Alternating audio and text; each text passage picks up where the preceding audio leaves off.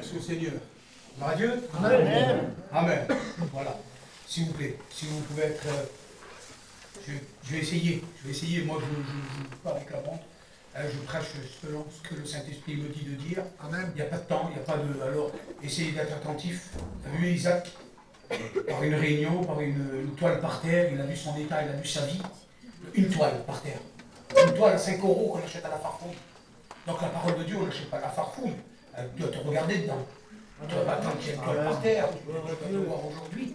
C'est ce soir qu'on doit se regarder. Amen. Il ne faut pas attendre des événements, il ne faut pas attendre des moments, des lieux pour se regarder son cœur. Lui, c'est vu comme ça parce que c'est particulier. Mais la parole de Dieu, elle est plus qu'une bâche. Vous avez très bien compris. Vous avez très bien compris. Gédéon l'a fait. Il a porté une toisson, une vieille toisson devant l'Éternel. Il a dit, Seigneur, montre-moi, arrose cette toisson si ça vient de toi. Lui, il a fait. Il y a des situations que Dieu fait. Mais là, on est dans une réunion, on n'est pas dehors. Et c'est une réunion, je ne sais pas, de prière, c'est comme réunion de quoi. Mais il a dit bien, il a dit qu'il était un petit peu factice dans sa vie. Ça veut dire qu'il était... C'était du plastique. C'était un chrétien plastique, un foyer plastique. C'est bizarre ce que je suis en train de vous dire. C'était de l'artificiel, il était artificiel, il n'était pas vrai, il ne vivait pas ce qu'il... C'était tout du faux. C'était tout du faux qu'il faisait. Eh bien, il y a peut-être des raisons comme cela ce soir-là. Il y a peut-être des gens comme cela. Moi, je l'ai été comme cela. Mais je me repris par la parole de Dieu. Amen. Parce que je vous le prêche aujourd'hui. Je l'ai été repris, c'était la parole de Dieu. Mais c'était un miroir. Et vous savez, la parole de Dieu nous dit comme cela que Dieu ne peut rien faire avec un chrétien artificiel. Dieu ne peut rien faire avec un chrétien artificiel. Roger, tu as des fleurs en plastique là. Ils vont rester 30 ans là. Ils vont être sans arroser. Il y a des chrétiens qui sont comme cela. Il y a des foyers qui sont comme cela. Il y a des maisons qui sont comme cela. Ils ont l'aspect, ils ont la grandeur, ils ont la couleur, mais ils n'ont pas l'odeur. Ça ne vit pas. C'est beau, c'est que de l'apparence. C'est que de l'apparence. Mais on n'est pas, nous, on ne doit pas avoir de l'apparence, on doit être vrai. Amen. Vous savez, Naaman le Syrien, 2 Rois 5. Dans 2 Rois 5, Naaman le Syrien, c'était quelqu'un qui a imposé des choses. C'était quand même, il était à la suite d'une armée, c'était quelqu'un important. Mais derrière son habit somptueux, il y avait un cadavre. Derrière son habit somptueux, il y avait un cadavre, il y avait la mort. Il y avait la lèpre, ça pue la lèpre. Ça sent mauvais la lèpre. C'est pas bon la lèpre. C'est quelque chose qui est caché derrière un habit somptueux. On ne peut pas garder ça devant Dieu. Amen. On ne peut pas cacher certaines choses devant l'Éternel. Amen. Les fils de Jacob avaient caché, Seigneur, leur meurtre de leurs frères à leur père. Pendant 20 ans, ça a été dévoilé par Dieu, par l'Esprit de Dieu. Pendant 20 ans, ils ont joué un rôle. Ils ont joué un rôle dans la maison de Jacob. Les fils de Jacob, les fils de la promesse, ils ont joué un rôle avec leur père. Ça veut dire qu'il y en a 2 ou 3, ils ont marre de leur frère, ils ont vendu leur frère. Et comme ils l'ont vendu, ils vont dire, on va prendre un bouc, on va l'égorger, on va prendre son vêtement qu'il a fait notre père, pour notre frère. Parce que Dieu habille certaines personnes. Quand il y a des songes, des vérités bibliques, des dons spirituels, du vécu, Dieu habille des personnes comme cela. Jacob avait habillé son fils, pas parce qu'il était préférable des autres, mais il avait reçu un don spirituel plus que les autres. Dieu l'habille. Il les faisait des songes et il révélait les songes. Alors c'est pas parce qu'on révèle un songe ou qu'on parle mieux prophétie qu'un autre, ou qu'on parle mieux en langue qu'un autre, ou qu'on prie qu'un autre, qu'on a tué nos frères. Le fils de Jacob, ils ont dit on l'a vendu, maintenant on va tuer un bouc. On va mettre le sang sur l'habit qu'il a fait notre père, et on va les apporter, on va les dire qu'une bête féroce a mangé le petit frère. Et ils arrivent devant le père, devant le tata. Nous on appelle ça tata. Tata, il est mort. Quoi, mes fils, il est mort qui? Le petit frère, une bête féroce, il a mangé. Alors, mais avant cela, il a joué un rôle. Mais il y a Roger, on est 3 frères. Roger, tu joues un rôle devant le tata. Hein? Tu pleures, toi, Harry. Hein? Mais toi, pareil. Voilà comment ça s'est passé. Les fils de Jacob. Vous vous rendez compte que dans la maison de Dieu, la promesse de Dieu, il s'est passé, Seigneur, du fatigue, de l'artificiel pendant 20 ans. Ils se sont présentés devant leur père. Ils n'avaient aucun remords, ils étaient coupables. Ils étaient coupables. sentaient innocents devant leur père, ils pleuraient. Mais Dieu l'a révélé. Amen. Dieu l'a révélé. Gloire à Dieu. Dieu a révélé pendant 800 ans après le Naouchtan dans la maison de l'Éternel. Dans la maison d'Ézéchias, Dieu a révélé par le Saint-Esprit le Naouchtan, le serpent ancien. Israël gardait le serpent. Il y en a qui ont gardé le serpent encore. Qui a été délivré par la puissance de Dieu. On ne doit pas avoir une église ou des chrétiens artificiels. On doit être vrai. Amen. On peut marcher dans la boue. Un homme, un jour, il a dit, il peut marcher, Henri, dans la boue. Mais il restait, c'est interdit. On peut y marcher dans la boue. Ça peut arriver qu'on fait un écart. David, il a fait un écart dans la maison de Dieu qu'il avait bâtie. Dans la terrasse de Dieu, la terrasse à l'époque du roi, c'était la terrasse là où il portait, Seigneur, l'honneur à l'Éternel. C'est là où celui, selon le cœur de Dieu, il pouvait toucher Dieu de sa terrasse. C'était la terrasse de la prière, la terrasse de l'onction, là où Dieu parlait avec David. Malgré cela, il aurait dû mettre des balustres sur sa terrasse. Il aurait dû mettre des balustres sur la terrasse. Il va casser un serment. Bercheba veut dire serment. Il va le casser. Il y en a qui cassent les serments de Dieu. Il y en a qui cassent le serment de Dieu. Et pourtant, il joue un rôle. Malgré qu'il a joué ce rôle artificiel, il était factice. Dans ce moment-là, il gardait toujours la couronne. Il marchait avec la couronne. Il vivait toujours avec la couronne dans le temple de Dieu. Il y a des chrétiens comme cela. Comment, Henri? Il y a des chrétiens comme cela, des foyers chrétiens comme cela, dans notre mission à nous. Aujourd'hui, le péché n'est plus à la porte de nos maisons, il est à la porte de nos églises. On ne sait même plus avec qui on mange, on ne sait même plus à qui on prend la Sainte Seine. On ne sait même plus avec qui on prend la Sainte Seine. Parce qu'on manque de prier, on manque de vigilance. On est dans la tentation, on néglige tout. Ouvrons nos yeux. C'est ce qu'on a besoin, une vision spirituelle. Amen. On a besoin d'une vision spirituelle. Abigail, la femme de Nabal, l'homme fou. Elle arrive devant le roi David parce que David avait déployé son épée pour abattre le foyer là. Le foyer devait être détruit. Le foyer devait être détruit. Elle arrive à atteindre la main de David. Elle arrive à arrêter la main de Dieu. Parce qu'elle avoue. Elle a dit, mon Seigneur, quand elle voit arriver, elle court vers lui. Elle court vers lui. Il est bon de courir. Amen. Il est bon de courir après la bénédiction. Amen. Amen. Ne plus rester sur sa chaise. De venir même de devant, elle est tombée à genoux. Elle est tombée à genoux devant le roi David avec devant toute son armée, devant tout son pays, devant toute sa maison. Elle est tombée à genoux. Elle n'a pas eu honte, elle est venue devant. Elle est venue devant, elle a dit, Seigneur, mon Seigneur. Elle a dit, mon Seigneur, je vais plaider la cause de ma maison. Je ne suis pas d'accord avec ce qu'il fait mon mari. Je ne suis pas d'accord avec ce qu'il fait. Mais je n'ai pas vu, c'est ma faute. Elle prend tout sur elle. C'est une chrétienne, c'est une enfant de Dieu, elle prend tout sur elle. Et là, Dieu exauce sa prière. Amen. Il y a des prières qui vont être exaucées.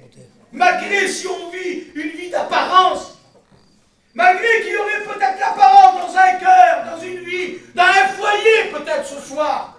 Dieu veut bénir, Dieu veut guérir. Amen. Parce que Dieu apporte la vie. De ce qui n'existe pas, Dieu le fait exister. D'une fleur artificielle, il peut le faire devenir une réelle fleur. Amen. Parce qu'il est Dieu. Amen. Gloire à Dieu.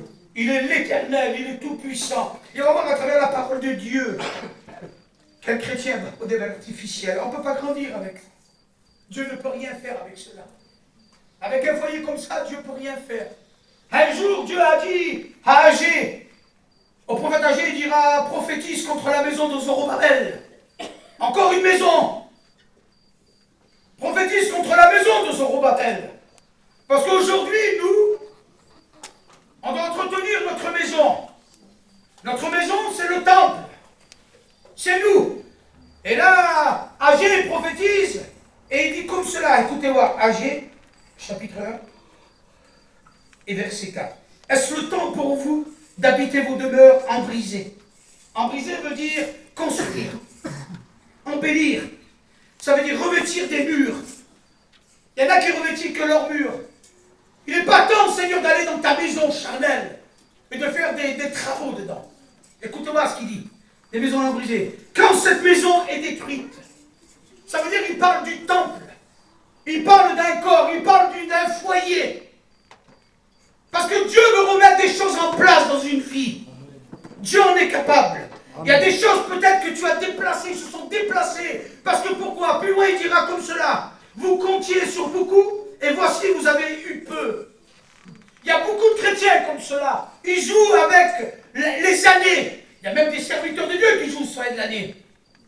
Ça fait 20 ans que je prêche, ça fait 40 ans que je prêche. Et à mon avis, moi j'étais dans la mission. Je me suis élevé dans la mission. Je suis un enfant de la mission. Ça fait 40 ans que je suis chrétien et chrétienne. Ils bâtissent qu'avec ça. On ne peut pas bâtir avec ça. Ça, c'est de l'artificiel, c'est du factice. On doit bâtir avec l'onction. Amen. Il faut faire sortir l'onction. Il ne faut pas faire sortir l'ancienneté d'une vie. Il faut faire sortir l'onction. C'est l'onction, avec l'onction qu'on doit bâtir. Amen. Et Dieu est d'accord avec cela. Et Dieu, Seigneur Jésus, il donne des accords avec cela. Et là, Agé dira comme cela, vous comptiez sur beaucoup et voici vous avez eu peu. Vous l'avez fait rentrer chez vous. Vous l'avez fait rentrer chez vous. Un jour, Jaël, dans le livre de Juges, au 4, verset 17, il dira, verset 10, il dira comme cela, Jaël. Jaël, elle était au service de Dieu. Elle était en paix avec son mari, il s'appelait Héber, le Kénien, il était ami et il était en paix avec le roi de Jabin. Quand on est en paix avec un foyer, avec le roi des rois, on est dans la paix. Et cette femme habitait une tente au milieu de la guerre, la Bible dit. La Bible dit qu'elle était au milieu d'une tente, elle avait son mari, il partait, Seigneur, pour les contrer, pour l'évangile. Il allait avec le roi combattre l'ennemi Sisera. Il s'appelait comme cela, Sisera. C'était l'ennemi juré d'Israël. C'était l'ennemi de sa maison. Et son mari, il partait, peut-être c'était un missionnaire, peut-être c'était un aumônier, on ne sait pas. Mais cette femme-là, elle était dans cette tente-là. Elle était dans cette tente-là. Et là, la Bible dit que Sisera, il contourne toute l'armée et il arrive, Seigneur, sur elle, dans sa maison. Parce que ce qu'il veut toucher, c'est ta maison et surtout ce qui est à l'intérieur de ta maison. Quand il y a de l'artificiel, on ne peut plus rien donner. On ne peut plus rien donner quand il y a de l'artificiel. Rappelez-vous que dans Luc 11, après on reviendra, dans Luc 11, il y a un homme qui frappe. Donne-moi 3 pains. Il y a un ami qui est arrivé chez moi, donne-moi 3 pains, je n'en ai pas. Il dit, ne m'importune pas, ma maison est fermée. Ma maison est fermée. Ma maison est fermée, moi mes enfants dorment. Il ne peut rien donner. Il ne peut rien donner parce qu'il n'a pas le pain du ciel. C'est du pain charnel. Quand on est charnel, on ne peut rien donner. C'est du pain, ce n'est pas du pain spirituel. Il y a des foyers qui ne peuvent plus donner. Ils ont fait rentrer quelque chose. Ils ont fait rentrer quelque chose. On ne peut plus rien donner, c'est fini. Jaël, elle avait reçu la grâce de Dieu. Elle avait reçu la grâce de l'Éternel. Son mari, il était dans l'évangile. Son mari était dans l'œuvre. Quand on est dans l'œuvre de Dieu, Dieu nous garde, il nous préserve. Il préserve nos maisons, nos foyers. Il préserve à l'intérieur. Parce que Dieu et Jésus parlent de l'intérieur. Il veut s'occuper de l'intérieur. C'est de l'intérieur que Dieu veut bénir. Amen. Ce n'est pas à l'extérieur, l'apparence. Tu peux avoir l'apparence de la piété et renoncer tout ce qui fait la force. Amen. Tu peux avoir l'apparence de l'amour pour l'évangile, mais tu renies ce qui en fait la force, Jésus, le Père, le Saint-Esprit. Tu peux renier tout cela. Elle n'avait pas renié. Son mari, il était dans les contrées. Et l'ennemi, il arrive, Sisera devant elle. Et il lui dit des mots. Il dit, donne-moi à boire. Elle dit, rentre. Elle le fait rentrer. Et lui, Sisera dit, c'est bon, elle est morte. Elle est morte, elle tombe dans mon plan, certainement. Mais non, elle tombe dans son plan. Elle lui dit, écoutez voir, écoutez voir. Et là, l'ennemi lui parle. Il lui dit, tu vas me cacher. Tu vas me mettre sous une couverture. Et quand il y a quelqu'un qui viendra chez toi, tu diras qu'il n'y a personne. Quand on va demander, il n'y a personne là, tu diras non. Il y a des foyers qui cachent. Il y a des foyers qui cachent des choses dans leur maison. Il y a des foyers qui cachent dans leur maison. Il y a des foyers qui cachent à leur mari. Il y a des maris qui cachent à leur femme dans leur maison ce qui se passe. Elle lui dit non, moi je vais te cacher, mais je vais te tuer. Et elle a tué l'ennemi, elle a tué ce qu'il a rentré chez elle. Elle a fait rentrer, mais elle a tué. Parce qu'elle a eu la victoire, parce qu'elle avait toutes les armes dans ses mains. Amen. Elle avait les armes, elle avait la parole, elle avait le marteau, elle avait le pieu. Pendant qu'il s'endormait, elle lui plantait dans la tempe. C'est ça la gloire de Dieu. C'est ça la gloire de Dieu. Avec la parole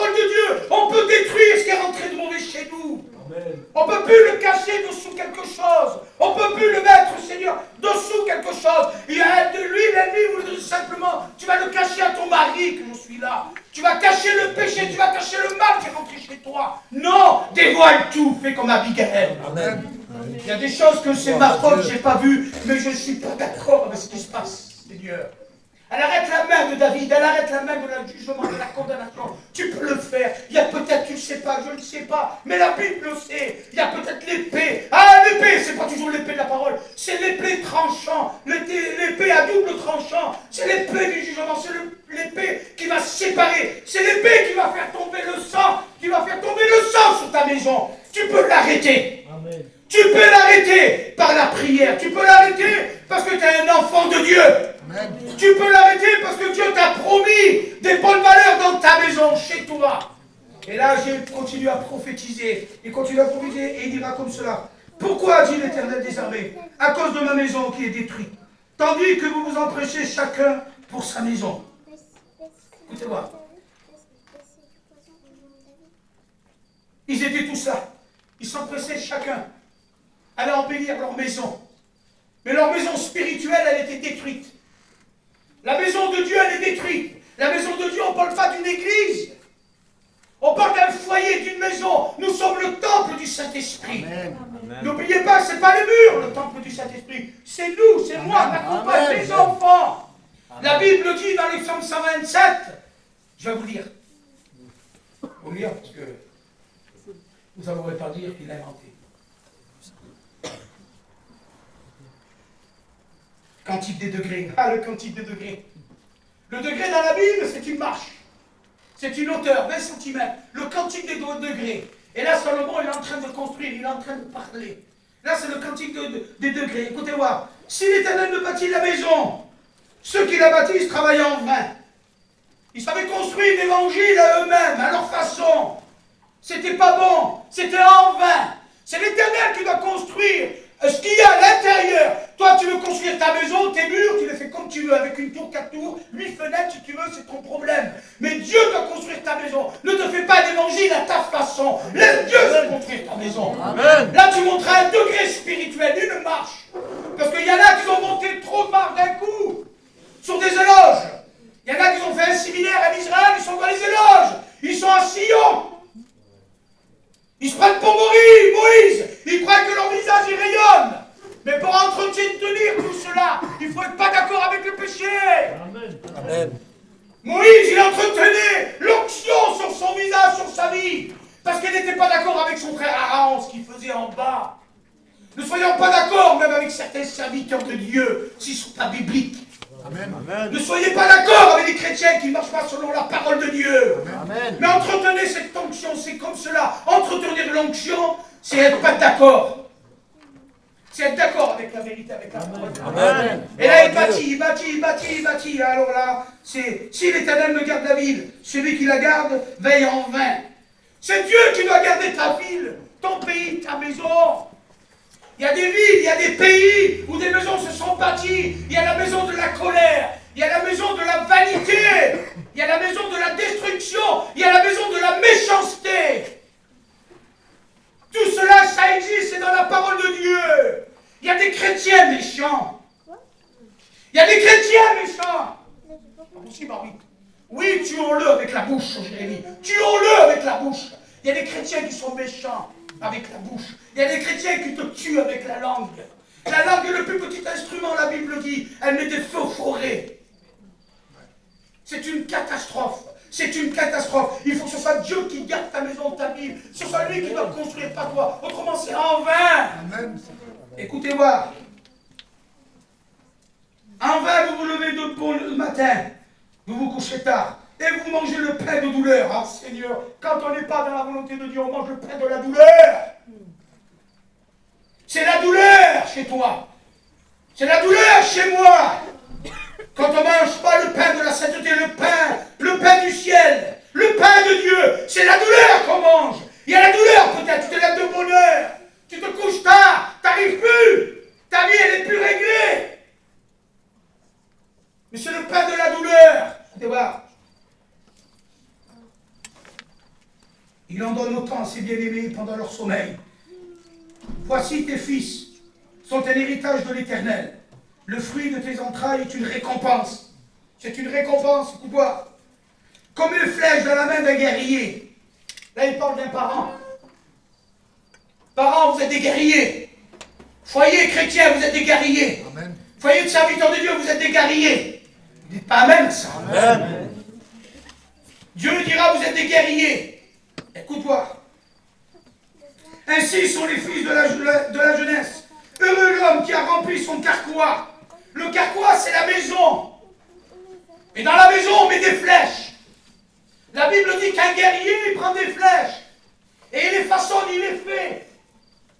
Pas comme il veut lui. Il faut un des degrés. Il faut une limite. Parce qu'autrement, s'il les lancerait, s'ils sont mal ajustés, elles ne partiraient pas trop loin.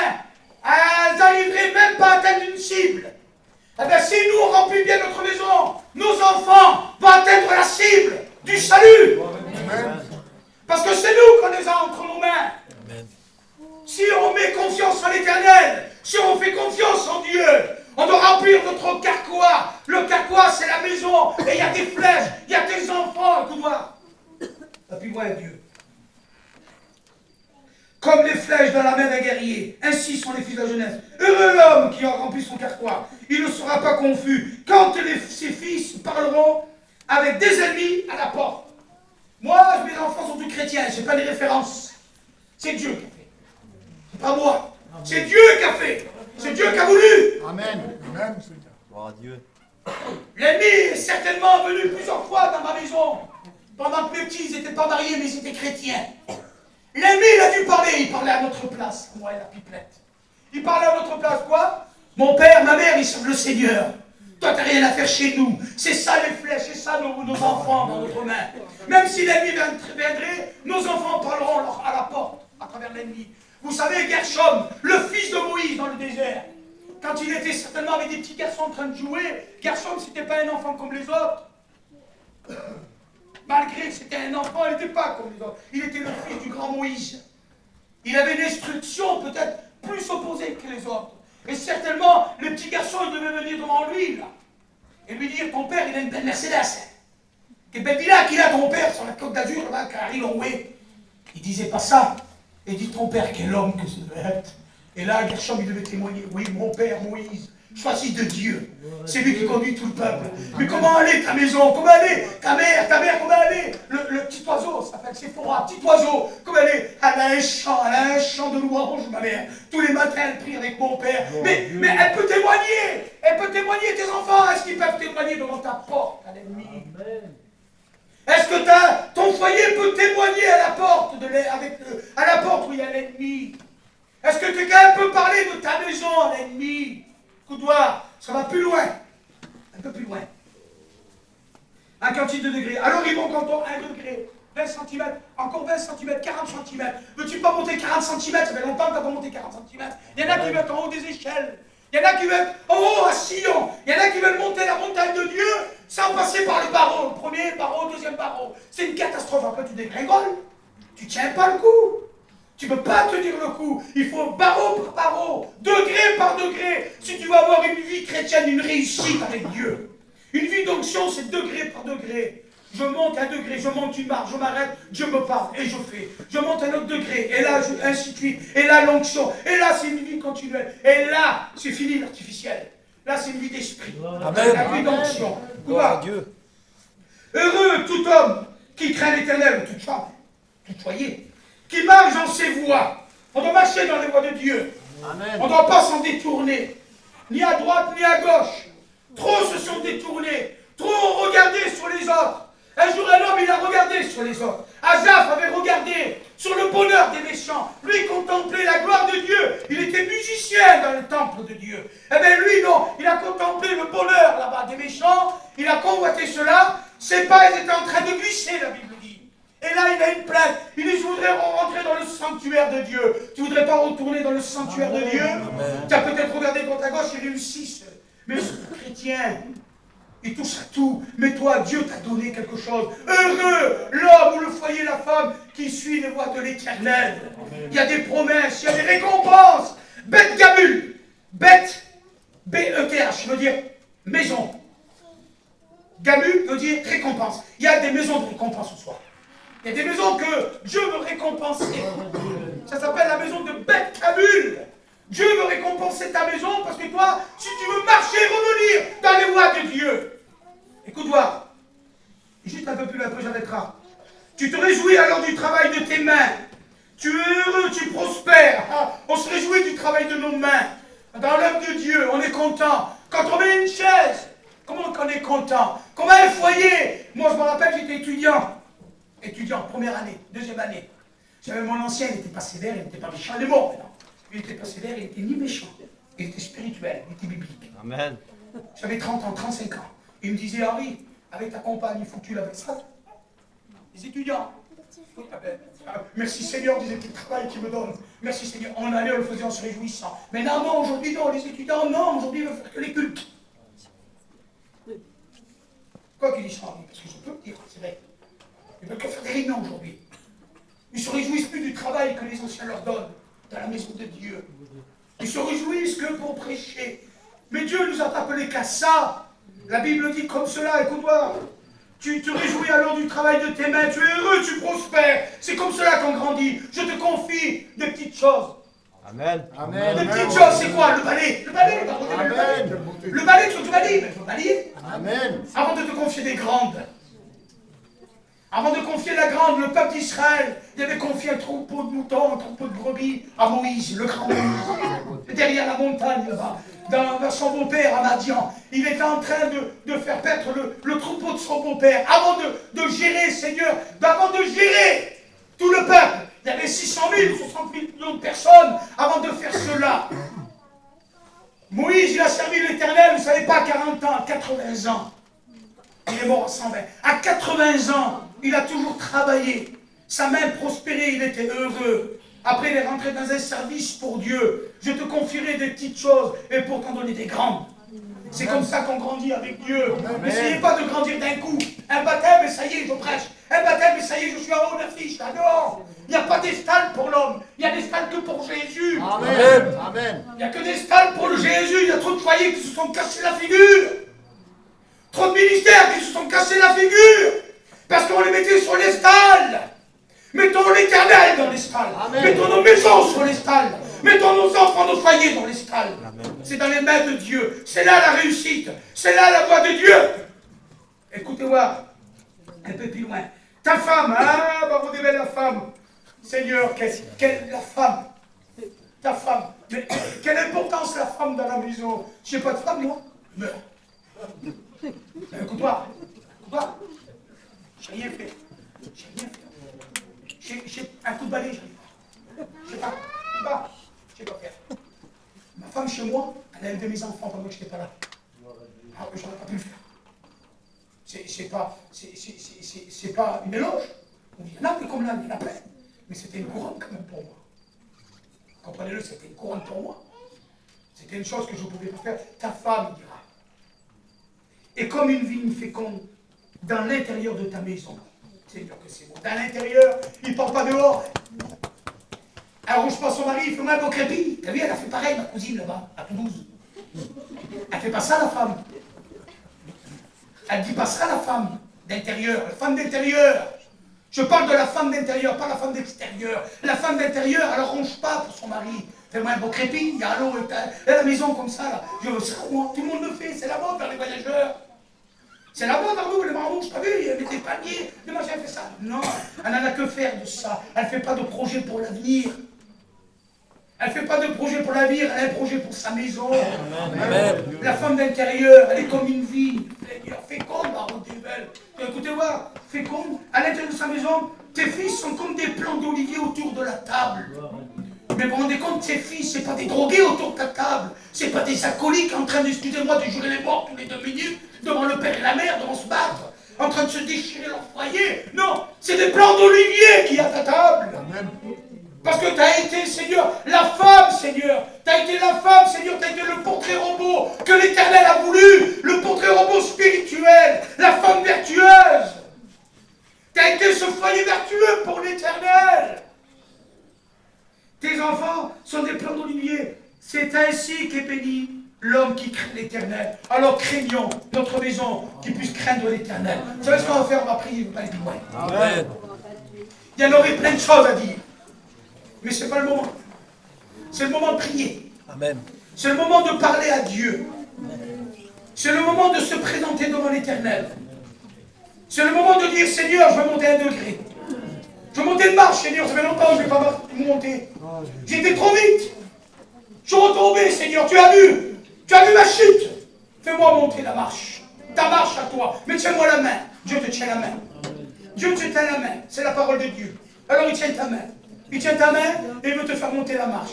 Voudrais-tu pas monter la marche? Voudrais-tu pas monter la marche avec ton maison, ton foyer?